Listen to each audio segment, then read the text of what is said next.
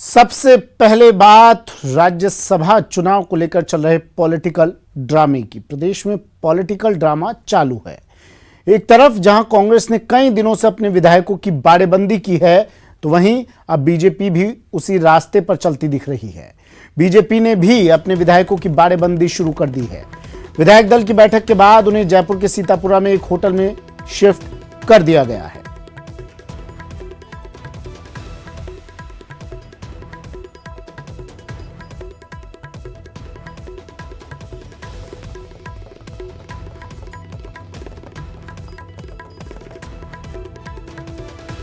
वहीं इससे पहले आज बीजेपी विधायक दल की बैठक हुई। बैठक में राज्यसभा चुनाव की रणनीति पर मंथन हुआ। इसके बाद सभी विधायकों को जयपुर के एक होटल में शिफ्ट किया गया है। वोटिंग तक सभी विधायक होटल में कैंप करेंगे।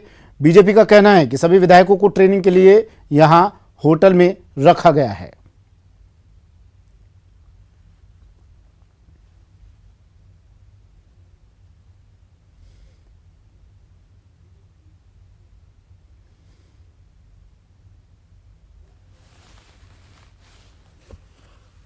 आज विधायक दल की बैठक थी जो पहले से निश्चित थी। जब से चुनाव की घोषणा हुई थी, ये तय था कि हम 16 तारीख को 11 बजे मिलेंगे और लगभग 65 से ऊपर विधायक यहाँ मौजूद थे। राष्ट्रीय लोकतांत्रिक पार्टी के पुखराज जी भी थे और 2 अन्य विधायक अभी सीधे पहुँचेंगे। नहीं तो उसका उपयोग करेंगे ना पूरा समय और ये चिंतन शिविर के रूप में इसको परिणित करेंगे और मतदान कैसे करते हैं वो भी सिखाएंगे दोनों। जो नए विधायक है उनको भी एक तरीके से प्रशिक्षण निश्चित रूप से आवश्यक है उनके लिए। कारण क्या है कि प्रेफरेंशियल वोट होता है, थोड़ा सा भी गलत देगा तो खारिज हो जाएगा। 20 एमएलए नए हैं, उनके वोट कैसे राज्यसभा में डाला जाए, क्योंकि कई पुराने लोगों को भी हर बार चुनाव होता नहीं है, तो उनके लिए चिंतन शिविर रखा है। मुझे लगता है कि इसका निश्चित रूप से। चलिए, रणदीप सुरजेवाला कुछ बोल रहे हैं, सीधा लिए चलते हैं। और हमारी भूभागीय अखंडता दोनों को लगता है कि चीन के द्वारा चुनौती दी जा रही है, जैसा खबरों से लग रहा है। तो इस गंभीर स्थिति से निपटने और राष्ट्रीय सुरक्षा और देश की भूभागीय अखंडता की रक्षा करने के बारे प्रधानमंत्री और भाजपा सरकार की नीति क्या है। भारतीय राष्ट्रीय कांग्रेस की ओर से मैं ये कहूंगा कि देश की सुरक्षा और देश की अखंडता को लेकर पूरा देश 130 करोड़ लोग एकत्रित हैं, इकट्ठे हैं और उनमें कहीं शक शुबा की जरूरत नहीं। पर सरकारें, खास तौर से चुनी हुई सरकारें, गोपनीयता के आधार पर, सीक्रेसी के आधार पर नहीं चल सकती और इसलिए प्रधानमंत्री और रक्षा मंत्री सामने आकर देश को पूरी बात बताएं, देश को विश्वास में लें और पूरी बात देश से साझा करें। धन्यवाद। विदेश नीति की भी बड़ी विफलता माने, क्योंकि पड़ोसी देशों से रिलेशन अच्छे नहीं है भारत में। मुझे लगता है कि इससे अधिक आज की इस विकट परिस्थिति में जब देश के ऊपर संकट की स्थिति है और कुछ कहना उचित नहीं होगा। धन्यवाद। सर, पेट्रोल डीजल के दाम लगातार बढ़ रहे हैं। कांग्रेस अध्यक्षा श्रीमती सोनिया गांधी जी ने आज ही प्रधानमंत्री जी को पत्र लिखकर पेट्रोल और डीजल की कीमतों को, बढ़ी हुई कीमतों को वापस लेने की मांग रखी है। राज्यसभा के रण में वार पलटवार का दौर जारी है। बीजेपी प्रदेशाध्यक्ष सतीश पूनिया ने कांग्रेस पर आरोप लगाते हुए कहा कि कांग्रेस बीजेपी पर बेबुनियाद आरोप लगा रही है। तो कांग्रेस से चिकित्सा मंत्री रघु शर्मा ने पलटवार करते हुए बीजेपी को नसीहत दी कि पार्टी अपना नाम हॉर्स ट्रेडिंग कॉरपोरेशन कर ले। राजस्थान की सरकार ने और खासतौर पर मुख्यमंत्री जी ने जो यहाँ पर प्रतिशोध का माहौल बनाया, विद्वेष का माहौल बनाया, राजस्थान की सुचिता को बिगाड़ा और अपने ही विधायकों को बिकाऊ बता दिया, बिकाऊ घोड़ा बता दिया और उनकी कीमत भी बता दी।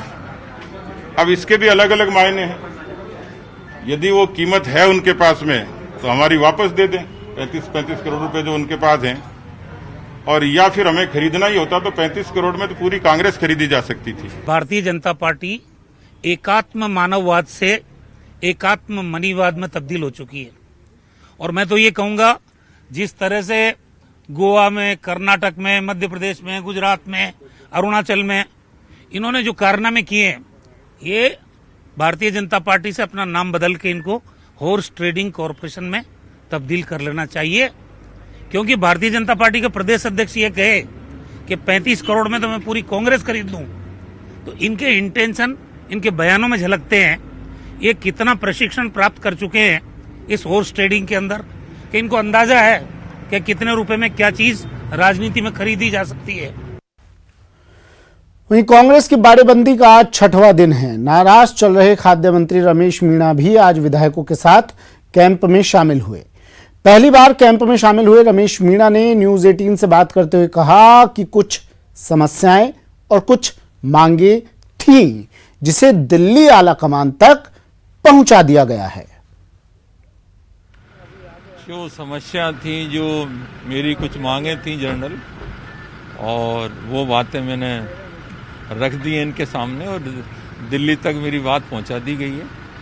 जब कोई बात का निर्णय आएगा, रिजल्ट आएगा, तो वो आपको हम बता देंगे। तो क्या नाराजगी के चलते नहीं आ रहे थे आप? या मेरी कुछ प्रॉब्लम्स थी जो जनता से जुड़ी हुई समस्या हैं, उनके बारे में मैंने बात की है, तो उनके बारे में जो दिल्ली से कोई चर्चा होगी तो हम आपको बता देंगे। आश्वासन दिल्ली से मिला है आपको या यहाँ से मिला है? बात अब दोनों जगह से मिला है।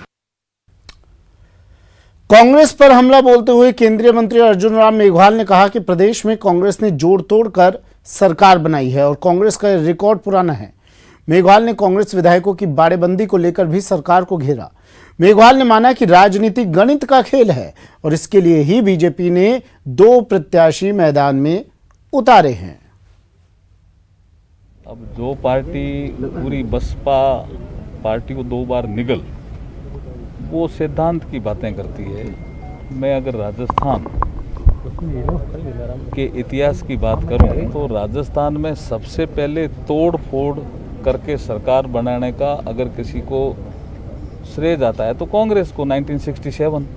इससे पहले राजस्थान में कभी तोड़ फोड़ से सरकार नहीं बनी। ऐसे ये 67 वो कांग्रेस को। राज्यसभा चुनाव पर अपनी प्रतिक्रिया देते हुए केंद्रीय मंत्री गजेंद्र सिंह शेखावत कांग्रेस के आरोप का उन्होंने करारा जवाब दिया। केंद्रीय मंत्री ने कहा कि कांग्रेसी केवल आरोप लगाना जानते हैं, उनके पास सबूत के नाम पर कुछ नहीं रहता। उन्होंने कहा कि मनगढ़ंत बातें करना आसान है, जो कांग्रेस की हमेशा से पहचान रही है। केंद्रीय मंत्री गजेंद्र सिंह शेखावत से बात की हमारे संवाददाता सतवीर सिंह राठौड़ ने। केंद्रीय मंत्री गजेंद्र सिंह शेखावत आज जूनागढ़ फोर्ट पहुंचे और यहाँ पर उन्होंने सिद्धि कुमारी की जो माता जी का निधन है वहाँ पर शोक प्रकट किया है। उनसे हम बात कर लेते हैं। पहले सर, सबसे पहले तो यहाँ पर पधारे हैं, क्या कुछ देखने को मिला है, क्योंकि अभी उनकी माता जी का भी निधन? ये तो निश्चित रूप से इस दुख की घड़ी में हम सब साथ खड़े रहें और इस दुख को बांटने में अपनी सहभागिता प्रस्तुत करें, ये इतना सा ही मुझे लगता है सामान्य विषय है। इसके बारे में कोई टिप्पणी करने की आवश्यकता भी नहीं है। सर, राज्यसभा चुनाव को लेकर जो उठापटक है वो चल रही है, लगातार आरोप प्रत्यारोप का दौर चल रहा है। हॉर्स ट्रेडिंग के साथ में पैसे के लेन देन की बात भी कही जा रही है विधायकों से। हाँ, कौन दे रहा है और किसको दे रहा है? जो लोग इस तरह की बातचीत कर रहे हैं, कम से कम उनको वहाँ से शुरुआत करनी चाहिए कि इस व्यक्ति को इस व्यक्ति ने पैसा देने का निश्चय किया है। अब बिना सिर पैर के घोड़े दौड़ाना, मुझे लगता है कि कई लोगों को अपना राजनीति बचाए रखने का यही विकल्प बच गया है। विधायकों के साथ में जो खरीद फरोख्त की बात भी कही जाए, फोन टैपिंग भी की जा रही है। ये तो कौन करता है ऐसा जिनको डर हो, जो अपराध बोध से ग्रसित हो। न तो हमने इस तरह का कोई विचार है, न किया है, न कुछ। जैसा मैंने कहा कि न सिर है और न पैर है, फिर भी घोड़े दौड़ रहे हैं। ये थे गजेंद्र सिंह शेखावत, जिन्होंने साफ तौर पे कहा है कि लगातार जो बातें कही जा रही है राज्यसभा चुनाव को लेकर वो मनगढ़ंत है और जिस तरह के आरोप लगाए जा रहे हैं वो भी बेबुनियाद है। कैमरामैन धीरज जोशी के साथ सतवीर सिंह राठौर, न्यूज 18 बीकानेर। पीएम मोदी ने कोरोना संकट से निपटने के साथ आर्थिक गतिविधियों को बढ़ाने पर जोर दिया है। पीएम ने कहा कि हम कोरोना को जितना रोक पाएंगे उतनी ही हमारी अर्थव्यवस्था खुलेगी और उतने ही रोजगार के नए अवसर भी बनेंगे। राज्यों के मुख्यमंत्रियों के साथ वीडियो कॉन्फ्रेंसिंग के दौरान पीएम मोदी ने बातें कही। पीएम ने कहा कि अनलॉक 1 ने यह संदेश दिया है कि अगर हम नियमों का पालन करते रहे तो कोरोना से हमारी लड़ाई आसान हो जाएगी और एकजुटता के जरिए हम आत्मनिर्भर भारत के अपने सपने को पूरा कर पाएंगे। वीडियो कॉन्फ्रेंसिंग में हिमाचल प्रदेश, चंडीगढ़, गोवा, मणिपुर, नागालैंड, लद्दाख, पुडुचेरी, पंजाब, असम, केरल, उत्तराखंड, झारखंड, छत्तीसगढ़, त्रिपुरा, दादर नागर हवेली, दमन दीव, सिक्किम और लक्षद्वीप, अरुणाचल प्रदेश, मेघालय, मिजोरम और अंडमान निकोबार के सीएम और उपराज्यपाल शामिल हुए।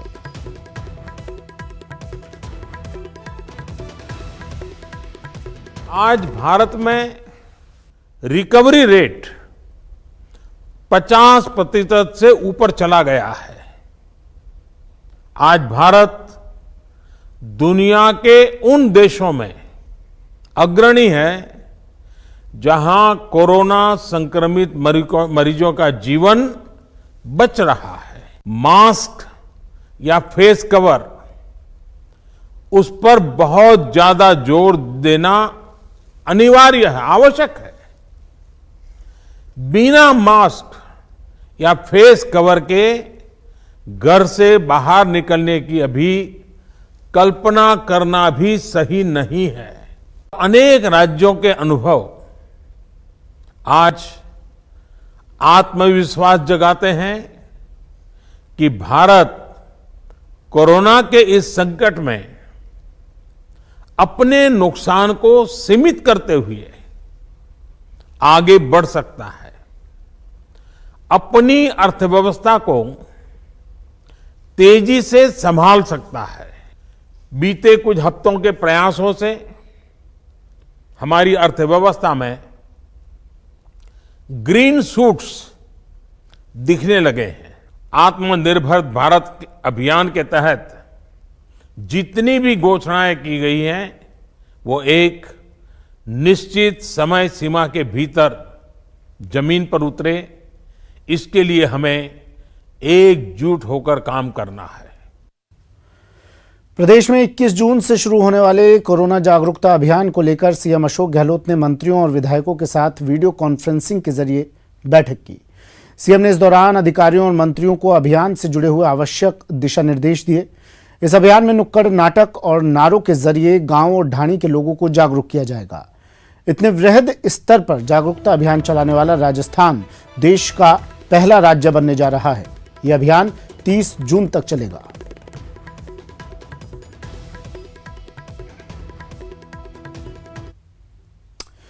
प्रदेश के स्वास्थ्य मंत्री डॉक्टर रघु शर्मा ने कहा है कि प्रदेश में कोरोना के प्रति जागरूकता के लिए चलाया जाने वाला अभियान देश के लिए नजीर बनेगा। यह अभियान 21 से 30 जून तक चलेगा। उन्होंने कहा कि अभियान की तैयारियां जोरों पर हैं। से लेकर 30 तारीख के बीच में राजस्थान में व्यापक जन जागरण का अभियान चलाया जाएगा, क्योंकि कोरोना अभी खत्म नहीं हुआ है। आम आदमी ये समझ बैठा है कि लॉकडाउन खत्म हो गया, अनलॉक 1 हो गया और जो छूट दे दी है तो हम सावधानियां छोड़ दें। मास्क लगाना जरूरी है, 2 गज की दूरी जरूरी है, बार बार साबुन से हाथ धोना जरूरी है। ये समूह में एकत्रित होते हुए लोग नजर आते हैं, समूह में एकत्रित होना बिल्कुल बंद कर दें लोग, क्योंकि कोरोना का खतरा, कोई कह रहा इसका पीक आएगा अगस्त में, कोई कह रहा सितंबर में, कोई कह रहा अक्टूबर नवंबर में। ये खतरा भी टला नहीं है। सीएम गहलोत ने सभी जिलों के अधिकारियों से संवाद किया। कुछ ये तस्वीरें, 5 तस्वीरें वीडियो कॉन्फ्रेंसिंग की टीवी स्क्रीन पर तस्वीरें जयपुर, कोटा, अजमेर, दौसा, डूंगरपुर की हैं। अधिकारियों ने जिलावार कोरोना के हालात पर सीएम को फीडबैक दिया।